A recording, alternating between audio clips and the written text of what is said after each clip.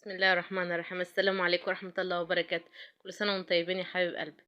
احنا النهاردة معانا ايه طريقة المكرونة البشاميل. يلا نشوفها تتحضر ازاي ونعملها مع بعض. بسم الله. احنا هنا معانا ربع كيلو لحمة، إيه بصلتين مفرومين، طماطميتين، قرنين فلفل، نص كيلو كيلو لبن، 4 معالق دقيق، 4 سمنة، نص مكرونة، 2 مرقة. يلا معانا، يلا سموا الله. بسم الله.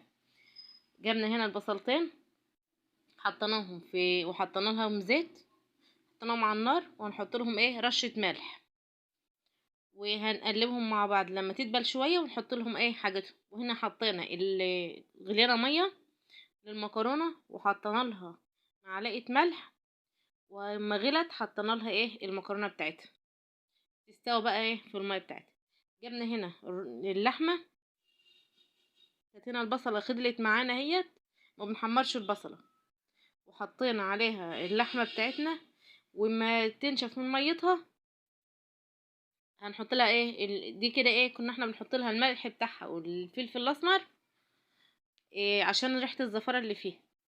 وديت معانا بعد ما نشفت حطينا لها قرنين الفلفل اللي احنا فرمينهم في الكبة معانا برضو، وتلوحهم خدوا تلويحة بس كده الفلفل. ورجعنا برضو الطماطم اللي احنا فرمينها حطيناها على اللحمة، هتسويها برضو.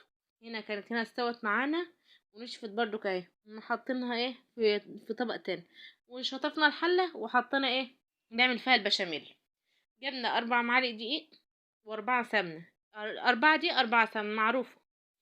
المعلقة السمنة لها معلقة دقيق، نحمرهم مع بعض. معانا كيلو لبن، لما تحمر هنقوم حاطين اللبن عليه بالمضرب على طول، تقلبي علشان ما تكلكعش في ايدي. شوفوا الدقيق بتاعها كان لون معانا وكده، يعني ما بالمضرب وتسيبيها براحتها كده هتستوى معاك. دي مش هيبقى فيه طعم الدقيق ولا حاجه.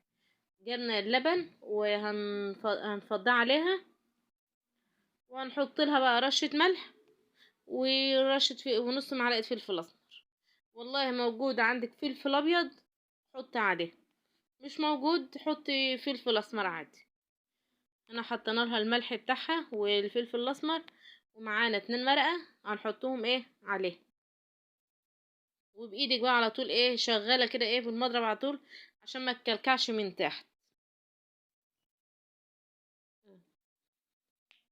هنقلب بقى على طول. هنا كانت تقلت معانا هي اتمسكت اهيت، كنت بوريها لكم هنا شوفوا.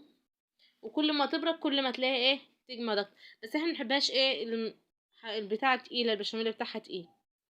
هنا كانت المكرونه استوت معانا، والمكرونه بتاعه البشاميل ما بتتغسلش، يدوبك بس شطفه وبتقوم حطها في وعايه تانية عشان تقلبي فيها البشاميل ما تقلبها مع البشاميل.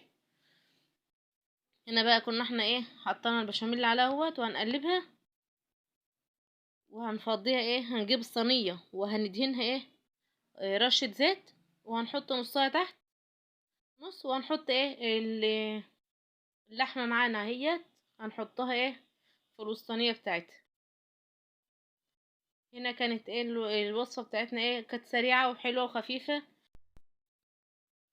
هنا هي بعد ما حطينا لها الطبقه الفوقانيه بقى، ومعانا نص البشاميل، ما حطيناش البشاميل كله، بقيته هنشيله هنشيل منها شويه وهنحطها على وش المكرونه بعد ما عملناها خلاص كده رصيناها في الصينيه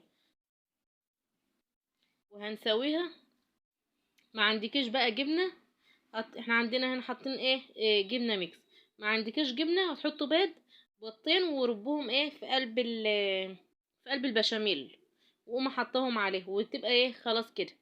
ديت احنا كان عندنا هنا جبنه، حطينا جبنه اهيت ما شاء الله، وكانت جميله وخفيفه اهي. وهنا بعد ما طلعت بقى من الفرن حمرناها وطلعت من الفرن اهيت، بس كانت حلوه. وما تنسوناش في اللايك والشير وتشتركوا في القناه. مع السلامه.